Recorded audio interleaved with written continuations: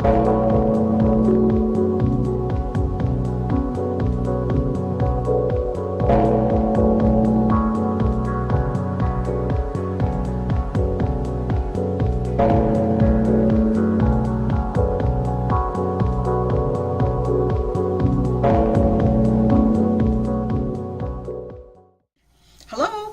welcome to the Affaircare podcast. I'm Cindy Taylor, one of the founders here at Affaircare. We welcome you back to the second week of our little series that we are working on, which is a series about marriage.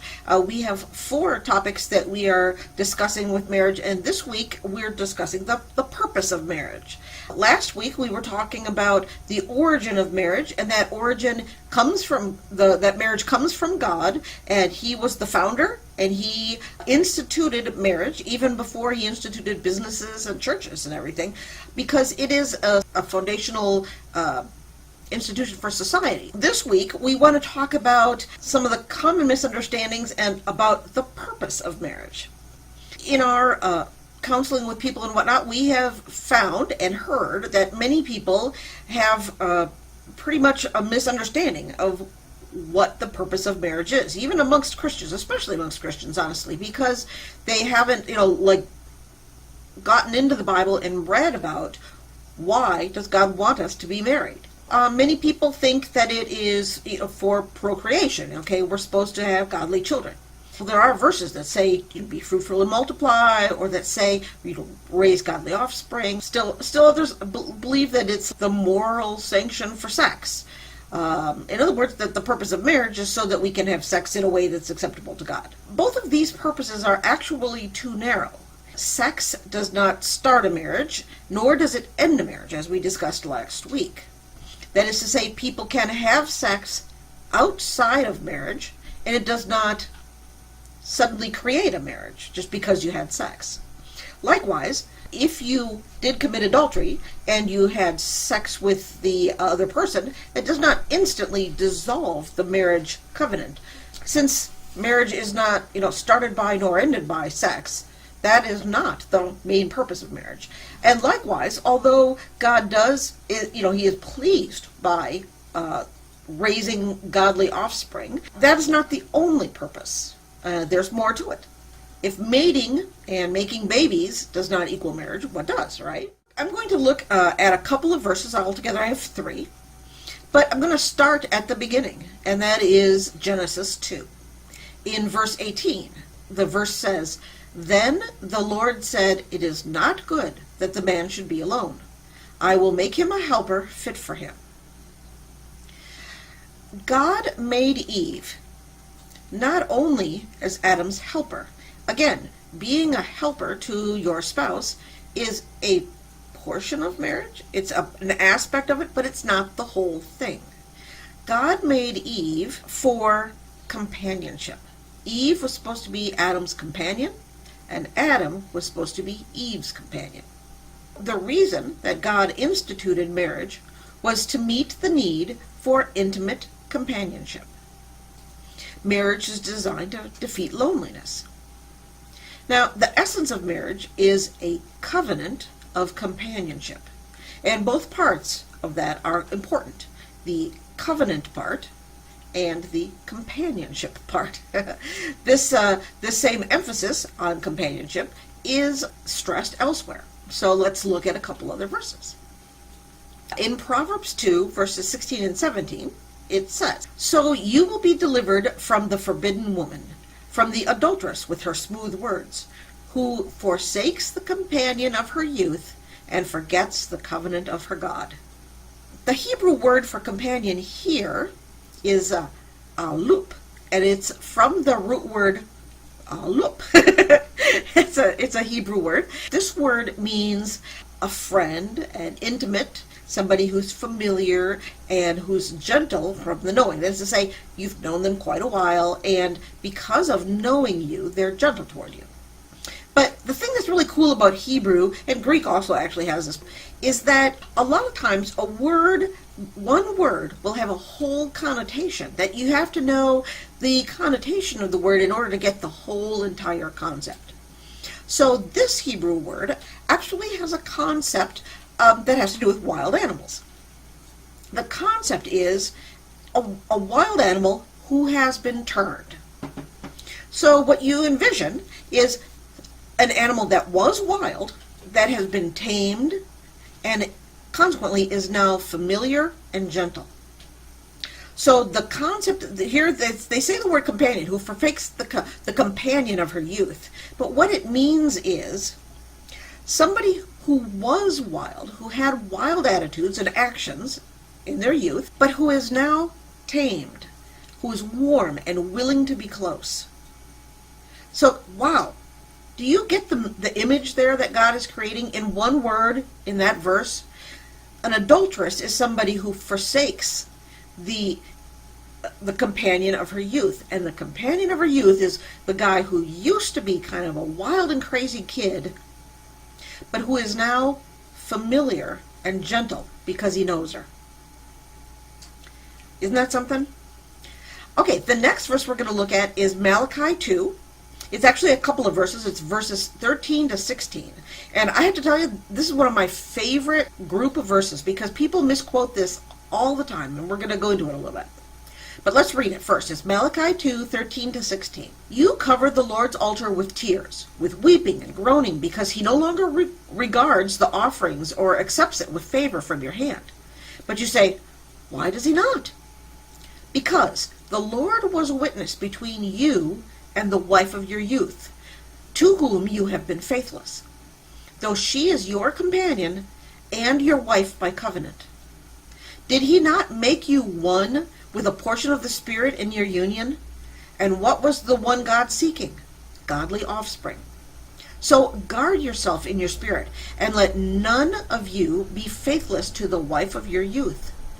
For the man who does not love his wife, but divorces her, says the Lord, the God of Israel, covers his garment with violence, says the Lord God of hosts. So guard yourselves in your spirit, and do not be faithless. That is a big chunk of verses there, but it's all on the same topic, which is all of a sudden God is not blessing you, and you're like, why? Why isn't God blessing me? And it's because you've abandoned the companion of your youth. It's a different Hebrew word here. This Hebrew word is habertka, and it comes from habereth. That's the root word, okay?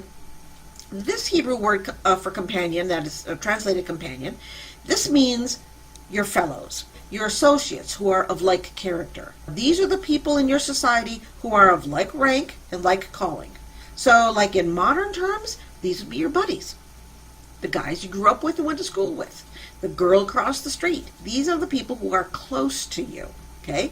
So what the verse is saying is that the Lord was a witness between you and your wife when she became your close buddy, the guy you went to school with, the girl across the streets, your associate of like character. That is to say, she's of like rank and calling with you. She is the one you grew up with and have hung with your whole life. She's close. And the Lord was a witness to that. And you abandoned her.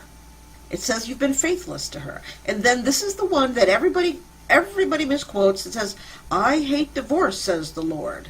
But they never finish it. They never finish it. The verse goes on to say that the person who divorces, it says covers his garments with violence. Well, that means he's doing violence to the very people he's supposed to protect. He's harming the people he would normally cover with his garment of protection. So this is why God is upset with them, because they've been faithless and they've abandoned their covenant of companionship. So in both of these verses, they're talking about what adultery is, what faithlessness is. And both verses indicate that abandoning the covenant of companionship is infidelity. Together, the two Hebrew words speak of a relationship in which there is both of those constituents. There's the covenant part, and that means the promise, right? And there's the companionship part, and that is the intimacy.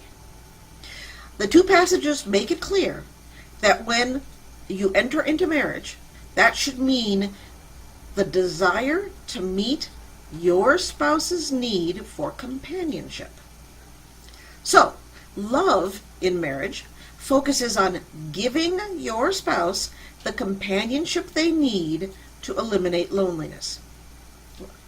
In practical terms, what that means is that you find out what makes your spouse feel lonely, and you give them what they need so they don't feel lonely. Now, I mean to tell you, almost every single case of infidelity and every single affair, we talk to people, and the first thing they say is, well, I wanted my spouse, but I felt lonely. Their spouse stopped giving them the covenant of companionship. Intimacy, apart from commitment, is not adequate. Commitment, apart from intimacy, is also just as deficient.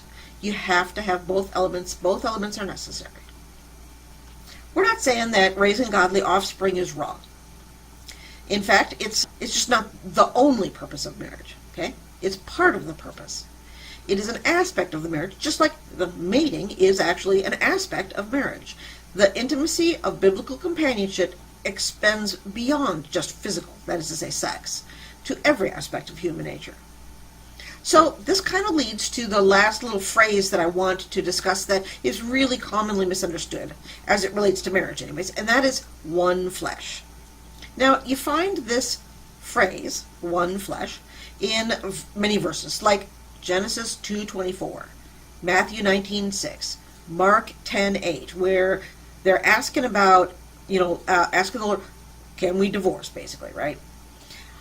Almost everyone thinks that the phrase one flesh refers to sex, but the words here that are used are closer to like what we would say in English when we say everybody. Now, when we say that word, everybody, do we mean each physical body? No, we mean everyone or each person. And it's the same here. The Hebrew and Greek words that are used for one flesh are similar. It has to do more with the person. So a marriage union is meant to be the closest, most intimate of all human relationships. The two people literally maybe start to begin to think and feel and act as one. They function as one unit. So when God speaks of one flesh, he's talking about union. Now, there's different kinds of union. There's one body. That would be a sexual union. It's a close physical union, but it doesn't necessarily mean marriage. It's just, you can have sex with a prostitute, for example. That's sex. That's one body. Next, there's one flesh. That's what we're talking about here. That's the marriage union. It's an even closer union of companionship. And then there's one spirit. That would be the union with Christ, the closest union of all. And ideally, if you have a man who is a Christian, a woman who is a Christian, they are united as one flesh and one spirit because they are united with Christ as his bride. So God has revealed that the goal is for a husband and a wife to become one in all areas of their relationship, intellectually, emotionally, physically. The covenant of companionship fills this need. People who enter into marriage with the idea that marriage is pretty much legalized sex, they also have a grossly unbiblical idea of the next important concept we're going to discuss about marriage. And what we'll be discussing next week, which is the obligation of marriage. So, hope you'll come back next week and find out a little bit more about the obligation of marriage. If you have any questions or comments about the podcast today, you can make a comment on our YouTube channel, or likewise, you can always come to our site and make a comment there on the blog. Finally, if you have a question, you can always contact us at affaircare@gmail.com. That comes to both of us, so you would be having both a male and a female perspective, a disloyal spouse and a loyal spouse perspective. We would be happy to answer your questions, just talk with you via email, and you can always also set up an appointment with us. So look forward to talking to you next week, and thanks so much for tuning in. Bye-bye.